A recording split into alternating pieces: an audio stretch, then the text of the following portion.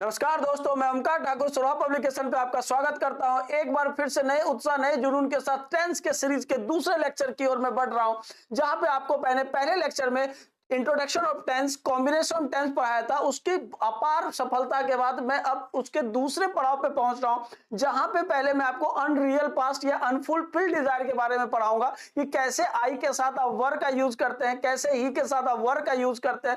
कहा जाता है कि आई के साथ वॉज आएगा, आई के साथ वर वॉज आएगा, ही के साथ वॉज आएगा, वी के साथ वर आएगा, लेकिन अब सभी के साथ वर का यूज कैसे करते हैं, इस बात की आज हम सबसे पहले पुष्टि करेंगे। देखिए, यहां पे हम पढ़ने वाले अनरियल पास्ट या अनफुलफिल्ड डिजायर, जिसको हम इमेजिनरी सेंटेंस भी कहते हैं। क्या कहते हैं बेटे? इमेजिनरी सेंटेंस भी कहते हैं। इमेजिनरी सेंटेंस क्या होता है? एक ऐसी कल्पना जो हम सोचते तो हैं लेकिन वो पूरा नहीं होता है। हम सोचते तो हैं, ख्वाबों ख्यालों में तो रखते हैं, लेकिन वो पूरा नहीं होता है। तो जब भी आप अनरियल पास्ट की बात करते हो तो अनरियल पास्ट में जो सेंटेंस बनेगा आपका, वो 3 शब्दों, हिंदी के 3 शब्दों से आप इस शब्द को बना सकते हैं। हिंदी के कितने शब्दों से बन सकता है बेटे? ये 3 शब्दों से बन सकता है। और तीनों शब्दों में क्या क्या इंपॉर्टेंट है, तो यहां पे या तो सेंटेंस आपका यदि से बनेगा। किससे बनेगा बेटे? यदि से बनेगा, या तो अगर से बनेगा, या तो क्या बनेगा बेटे? काश से बनेगा। किससे बनेगा? अगर, यदि या काश से बनेगा। और एक सेंटेंस इसके अगर हम एडवांस लेवल पे पढ़ेंगे, क्योंकि एडवांस भी तो पढ़ना है हमें, तो उसमें मानो से भी बनता है। क्या बनता है? मानो। तो काश में अगर में मैं मानो भी जोड़ देता हूं तो कोई दिक्कत हमें नहीं होनी चाहिए। तो हमारा सेंटेंस किससे बनेगा भाई? यदि से बनेगा। हिंदी में यदि, इंग्लिश हिंदी में अगर, मानो या काश से बनेगा। अब देखो क्या है, ये अनरियल फुलफिल कैसे है, अनरियल पास्ट कैसे, इमेजिनरी सेंटेंस कैसे, परिकल्पना कैसे की जा रही है। तो यदि से एक, मान लो नेहा कक्कड़ जो है सिंगर है, वो गाना गाती है, अगर तुम मिल जाओ जवाना छोड़ दूंगी मैं। तो वो क्या करे? अगर तुम मिल जाओ जवाना छोड़ दूंगी, अगर तुम मिलोगे तभी जवाना छोड़ूंगी, अगर तुम नहीं मिलोगे तो मैं जवाना नहीं छोड़ूंगी। तो दैट इज कॉल्ड, तो वो बातें क्या हो रही है कि अगर तुम मिल जाओ जवाना छोड़ दूंगी, तो अगर तुम मिलोगे तो मेरा कंडीशन क्या होगा? फुलफिल्ड होगा, नहीं तो तब तक क्या है? ये अनफुलफिल्ड है। दूसरी बातें क्या कहते हैं? यदि, अगर, यदि, ठीक है, यदि मेरे पास पैसे होते तो मैं ये करता, वो करता, इधर करता, उधर करता, यदि मैं प्राइम मिनिस्टर होता तो मैं एजुकेशन सिस्टम को चेंज करता। ये सारी बातें हम क्या करते हैं? इमेजिनरी कर रहे हैं। ना ही तो हम प्राइम मिनिस्टर बनेंगे और ना ही तो हम एजुकेशन सिस्टम को चेंज कर पाएंगे। अगला क्या है? काश। आपने मोहरा फिल्म देखा होगा, उसमें गाना गाया है, काश अगर 2 दिल होते सीने में, एक टूट भी जाता तकलीफ ना होती जीने में। ये सारे बच्चों को समझ में आ जाएगा। तो काश अगर 2 दिल होते, तो क्या हमारे सीने में कितने दिल हैं? एक ही दिल है। अगर ये टूटता है तो हमें दर्द होती है ना, लेकिन अगर 2 दिल होते तो एक टूट भी जाता, दूसरे से हम एडजस्टमेंट कर लेते। तो ये भी हमारा क्या? अनफुलफिल्ड डिजायर है। ये भी क्या है मेरे बच्चे? अनफुलफिल्ड डिजायर है। तो अनफुलफिल्ड डिजायर को हिंदी में बच्चों को समझने के लिए यदि, अगर, मानो, काश शब्द का इस्तेमाल किया जाता है। लेकिन अगर इंग्लिश में अगर हम बात कर ले तो इंग्लिश में इसको क्या लिखेंगे हम? इफ। क्या लिखेंगे बेटे? If, as if. क्या लिखेंगे बेटे? इफ, एज इफ, एज दो। क्या लिखेंगे बेटे? If, as if, as though, even if. क्या होगा बेटे मेरे? बोलना, इवन इफ। आगे बोलते जाइए, आई विश। क्या होगा बेटे? I wish. फिर क्या हो जाएगा बेटे? We wish. और क्या हो जाएगा बेटे? ही विशेष। ये सारे वर्ड्स आपके आ जाएंगे। ठीक है, ये क्या होगा? अगर, यदि, काश, मानो का अर्थ देगा। ये क्या देगा? अगर, यदि, अगर, काश या मानो का अर्थ देता है। मैं आपको लिख के समझा रहा हूं, पीपीटी नहीं है, मैं कहीं से कॉपी पेस्ट नहीं करके पढ़ा रहा हूं। माइंड में जो आएगा वही पढ़ाऊंगा, अन्यथा नहीं पढ़ाऊंगा। और जो पढ़ाऊंगा वहीं से क्वेश्चन आएगा, ये भी 100% श्योर है मेरा। ठीक है बेटे, तो क्या है? यदि, अगर, काश, मानो का क्या सेंटेंस बनेगा? If, as though, even if, I wish, we wish और ही विशेष। अब इसके बाद एग्जामिनर एक सब्जेक्ट देगा आपको। क्या देगा बेटे? सब्जेक्ट देगा। अब ये सब्जेक्ट चाहे सिंगुलर हो, चाहे सिंगुलर भी हो सकता है, सिंगुलर हो या प्लूरल हो, चाहे सिंगुलर हो या प्लूरल हो, कोई फर्क नहीं पड़ता है, कोई फर्क नहीं पड़ता है। चाहे सिंगुलर हो या प्लूरल, कोई फर्क नहीं पड़ता है। इसके साथ जो वर्ब आएगा, बात वहां पे इंपॉर्टेंट है।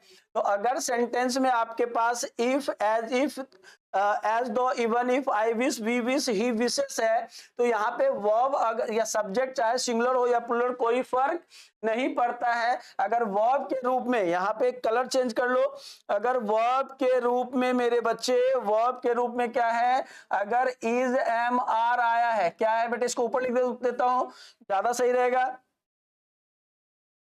अगर वर्ब के रूप में, ठीक है, अब यहीं से उठाना, यहाँ वर्ब है हमारा, अगर सब्जेक्ट है तो उसके वर्ब के रूप में अगर इज, एम, आर आया हो, क्या आया हो बेटे, इज, एम, आर या वॉज आया हो, तो इज, एम, आर, वॉज को हम किस में बदल देंगे, वर में बदल देते हैं। इज, एम, आर का यूज नहीं करेंगे, वर का यूज करेंगे। इज, एम, आर का यूज नहीं करेंगे, कितने क्या करेंगे, वर का यूज करेंगे। अगर हैव या हैज हो तो इसके बदले क्या करेंगे, हम हैड का यूज करेंगे। अगर वर्ब की फर्स्ट फॉर्म या फर्स्ट फॉर्म प्लस एस और ई एस हो तो इसके लिए हम सेकेंड फॉर्म का यूज करेंगे। अगर डू या डज हो तो इसके लिए या तो हम डिड का यूज करेंगे या तो सेकेंड फॉर्म का यूज करेंगे। अगर आप बच्चे मेरे एसएससी के स्टूडेंट हो, टीचिंग के स्टूडेंट हो, अदर स्टेट एग्जाम के स्टूडेंट हो और डिफेंस के स्टूडेंट हो, तो फर्स्ट फॉर्म को सेकंड फॉर्म में, सेकंड फॉर्म को यहाँ पे चेंज नहीं करना है। लेकिन अगर आप बैंक के स्टूडेंट हो तो सेकंड फॉर्म को हम क्या करेंगे, हैड प्लस वर्ब की थर्ड फॉर्म में चेंज कर देंगे। इसमें चेंज कर देंगे बेटे, हैड प्लस वर्ब की थर्ड फॉर्म में चेंज कर देंगे। कैन को मेरे बच्चे कुड में चेंज कर देना है, मे को मेरे बच्चे माइट में चेंज कर देना है, ठीक है, और सेल को मेरे बच्चे शुड में चेंज कर देना है। किस में चेंज कर देना है आपको, शुड में चेंज कर देना है। दिख रहा है बातें या नहीं, नहीं दिख रहा है, मुझे भी दिख नहीं रहा है बेटे, कोई बात नहीं, देखते हैं यहां से। तो क्या करेंगे हम, ऊपर लिख रहा हूं, यहाँ पे देखो, यहाँ पे बात कर रहा हूं मैं, यहाँ पे थोड़ी सी बात समझना। तो यहाँ क्या करेंगे बेटे, इसी का ऊपर पार्ट है यहाँ, तो यहाँ एरो बना के मैं ले जा रहा हूं। यहाँ पे क्या है, सेल को मैं क्या करूंगा, शुड में चेंज कर दूंगा, ठीक है, और विल को क्या करेंगे बेटे, हम वुड में चेंज करेंगे। लेकिन एक बात आपको श्योर कर देता हूं कि विल को आप चेंज मत कीजिए, क्योंकि आपको मैंने पिछले क्लास में ही बताया है कि इफ के साथ कभी भी सेल, विल, वुड का यूज आप नहीं करेंगे। तो यहाँ विल को वुड में चेंज करने की जरूरत नहीं है। अगर मस्ट है मेरे बच्चे तो मस्ट को आप क्या करेंगे, हैड टू में चेंज कर देंगे। इसमें चेंज कर देंगे बेटे, हैड टू में चेंज कर देंगे। बस इतना ही याद रखना है आपको, ठीक है, इतना ही याद रखना है। अगर इमेजिनरी सेंटेंस अनरियल पास्ट हो जिसका शुरुआत किससे हो, अगर हिंदी में अगर, यदि, मानो, काश से हो रहा है, अगर इंग्लिश में if, as though, even if, I wish, we wish, ही विशेष से हो रहा है, तो इसके बाद एग्जामिनर एक सब्जेक्ट देगा, वो सब्जेक्ट चाहे सिंगुलर हो या प्लूरल कोई फर्क नहीं पड़ता है। लेकिन अगर वर्ब के रूप में इज, एम, आर, वॉज हो तो उसको वर्ब में चेंज करेंगे। अगर हैव और हैज है तो हैड में चेंज करेंगे। अगर वर्ब की फर्स्ट फॉर्म या एस और यस है तो सेकंड फॉर्म में चेंज करेंगे। अगर सेकंड फॉर्म है तो हैड प्लस वर्ब की थर्ड फॉर्म में चेंज करेंगे।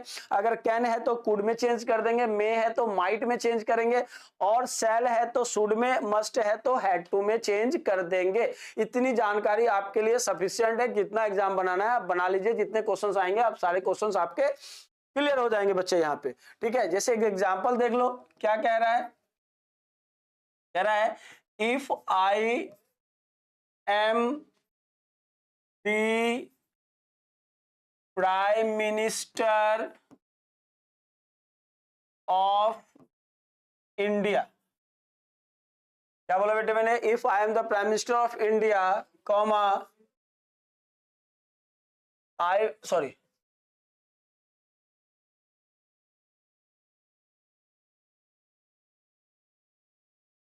I would change the education system. अब यहां पे देखो क्या कह रहा है, इफ आई एम, क्या कह रहा है बेटे, if I am the prime minister of India, if I am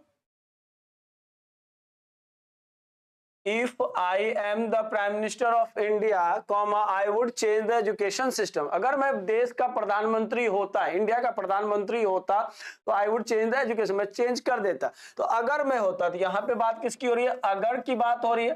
तो अगर होता तो इसके बाद एक सब्जेक्ट है, और सब्जेक्ट के बाद यहाँ इज एम आर वॉज नहीं आएगा, यहाँ पे हम केवल क्या लिख सकते हैं? वर लिखेंगे। तो क्या लिखेंगे बेटे? If I were the prime minister of India I would change the education system. Clear है बेटे? यहां तक कोई दिक्कत हो तो बता दीजिए। एक क्वेश्चन क्या है? एक क्वेश्चन मैं और लिखता हूं,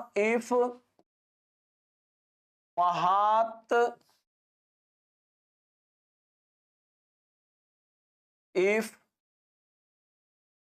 Mahatma Gandhi was alive today,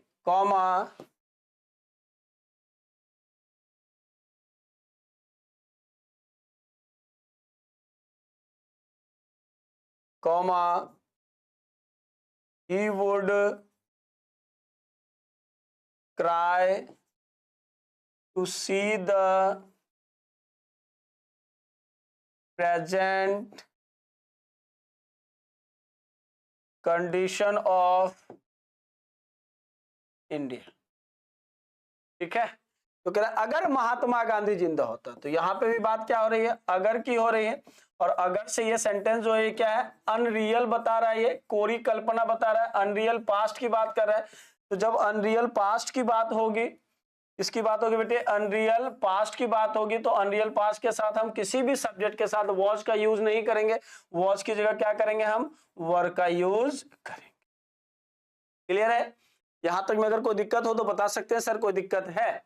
तो अब आपको अनरियल पास्ट से भी संबंधित सारे प्रॉब्लम समझ में आ जानी चाहिए कि कहां से क्वेश्चन आएगा, कैसे आएगा और किस तरह से हम उसको क्वेश्चंस को करेंगे। और जब मैं आपको क्वेश्चंस की सीरीज, एक तो पहले टेंस का सीरीज करवाऊंगा, उसके बाद जब क्वेश्चंस के सीरीज करवाऊंगा तो उसमें भी सारे के सारे क्वेश्चंस आपके सॉल्व हो जाएंगे। तो अब यहां तक के लिए आज के लिए अनरियल पास्ट में इतना ही था। मिलते हैं अगले क्लास में नए सीरीज के साथ। वहां पे हम लोग क्या करेंगे? सिंपल प्रेजेंट को सॉल्व करेंगे कि सिंपल प्रेजेंट कैसे सॉल्व करना है। और उसमें एक और कॉम्बिनेशन हमारा बच गया, वर्ब, मेन वर्ब और क्या है? हेल्पिंग वर्ब से। तो वो नेक्स्ट क्लास में आपका सॉल्व होगा। तो मिलते हैं अगले क्लास में। Bye bye, take care, all the best, जय हिंद, जय भारत।